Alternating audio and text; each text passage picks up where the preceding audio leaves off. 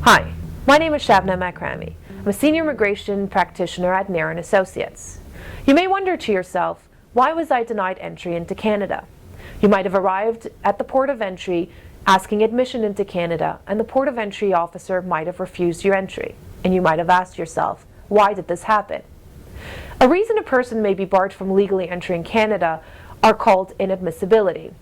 There are two categories under inadmissibility: criminal inadmissibility and medical inadmissibility.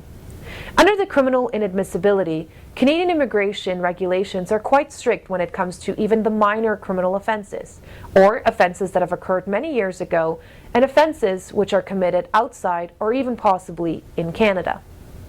A person could be denied entry to Canada if they have a medical condition that is likely to endanger the health or safety of the public, or causes excessive demand on the health and social service of Canada. Another common reason a client may be denied entry into Canada is if they stayed longer than they were supposed to into Canada. So for example, if an American comes into Canada for longer than 6 months, or the officer may anticipate that the applicant might stay longer than 6 months, the officer may refuse the applicant entry.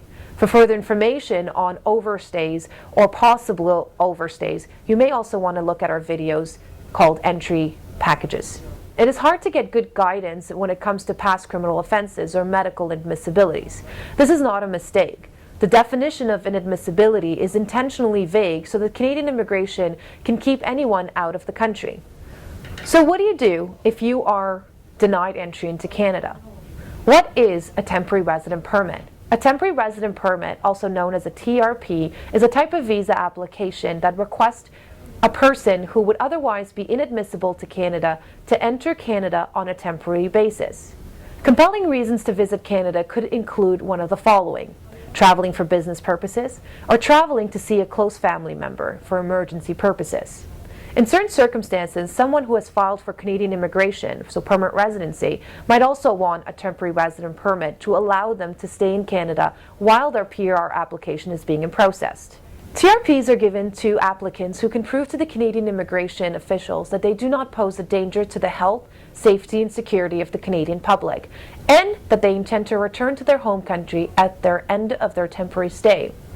This last part is an important consideration for TRPs. A TRPs can be issued for any length of time for a maximum of 3 years.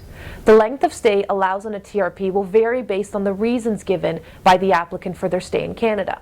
So for example, if you require to come into Canada for a business stay of 2 weeks, the port of entry official might want to only issue a TRP for the 2-week stay, even though a maximum TRP can be issued for 3 years at a time.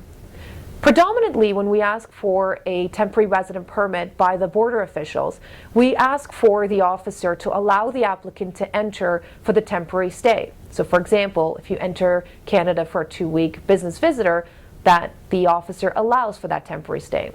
However, at the consulate, you can request for longer stay. Even though this is also allowed at the port of entry, usually the port of entry officers like to limit the stay further than a Canadian consulate might. What is a criminal rehabilitation, and do I qualify for one, is one of the key questions that we receive from our clients. TRPs allow a person temporarily access to Canada even if they've been deemed inadmissible.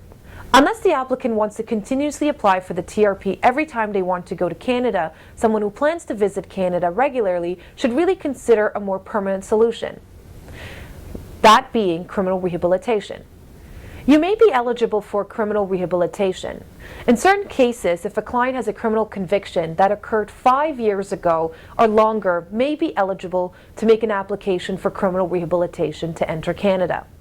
A criminal rehabilitation application, if approved, will essentially wipe out the criminal inadmissibility that prevents the applicant from entering Canada until if and when the applicant reoffends. So hopefully you don't reoffend again. It is important to note that certain offenses make an individual inadmissible until 10 years have elapsed since a sentence has been served. Just some closing thoughts on TRPs and criminal rehabilitation. The two main reasons a person can be deemed inadmissible as discussed into Canada are due to medical inadmissibilities or criminal inadmissibilities. To temporarily overcome your inadmissibility, the applicant should apply for the temporary resident permit to show that they are not a danger to the public and that their intention in Canada is temporary.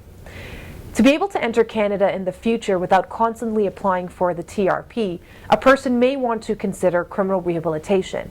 Once the criminal rehabilitation is issued, essentially it wipes out your inadmissibility until if and when the applicant reoffends. If you would like our assistance when it comes to temporary resident permits or criminal rehabilitation, do contact us. Thanks so much. Until next time.